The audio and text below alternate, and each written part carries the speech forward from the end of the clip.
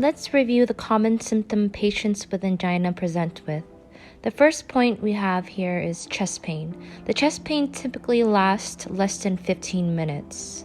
Secondly, patients will present describing the pain as heaviness in the chest, pressure in the chest, squeezing sensation, tightness, a feeling that gradually came on. It could start during exertion, which means during exercise or pushing, pulling heavy objects. It can begin during stressful times like during the holidays or a breakup, perhaps due to a busy schedule due to overworking, or during drug use that puts a lot of pressure on the heart, for example, using cocaine or methamphetamine. Fourth, a lot of these patients with heart disease are instructed to keep nitroglycerin at home at their bedside. If used during the case of chest pain or angina, usually the pain is resolved. Now again, we are talking about stable angina. Lastly, patients with stable angina typically have waxing and weaning painful symptoms during movement in their chest. Patients with unstable angina typically will not have waxing and weaning painful symptoms in their chest, as well as not have symptoms resolved with nitroglycerin. Now that we reviewed the top 5 symptoms of stable angina, let's review the diagnostics that we can order to make sure that this is stable angina. The first exam we can order is an EKG. An EKG reads the normal rhythm of the heart.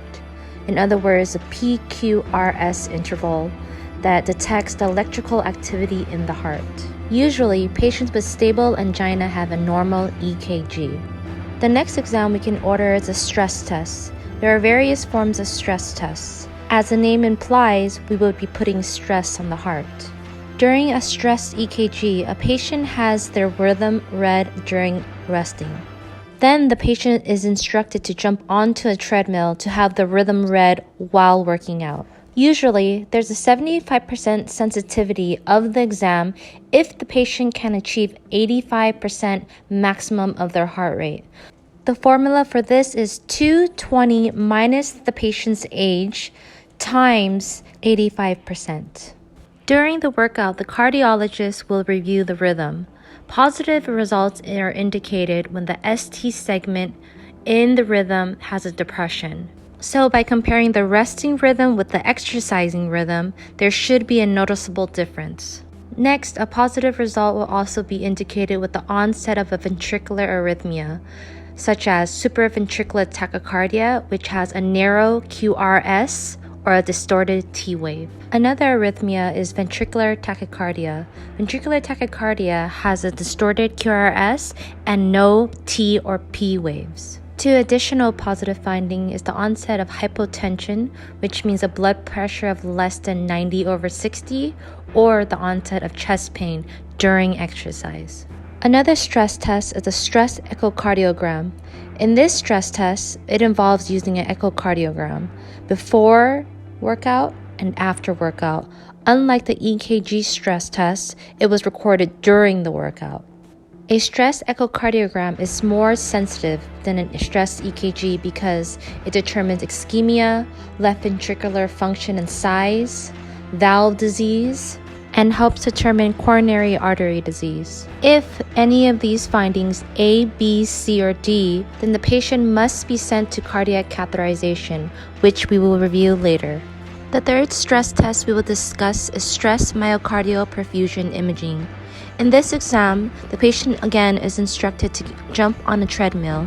Then, a radioactive isotope or contrast known as thallium-201 is injected into the patient to perfuse the heart and to image the heart. In irreversible ischemia, a portion of the heart does not uptake the contrast, meaning that portion of the heart is ischemic and dead.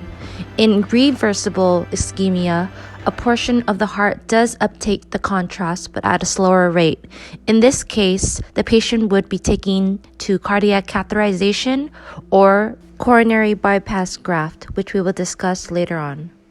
Our fourth exam for diagnosing stable angina is the pharmacological stress test. Patients are typically chosen on their ability to exercise. For example, a patient who has weak knees or hips or is obese would have difficulty exercising. Therefore, the cardiologist would choose the pharmacological option. During resting, the cardiologist would choose a medication that would then be infused into the patient during an EKG, an echocardiogram, a perfusion image testing. The medication would typically vasodilate the coronary arteries, but less vasodilate the coronary arteries that have blockages. Therefore, the areas in the heart that have less vasodilation will result in cardiac symptoms to the patient like chest pain or abnormal cardiac rhythms.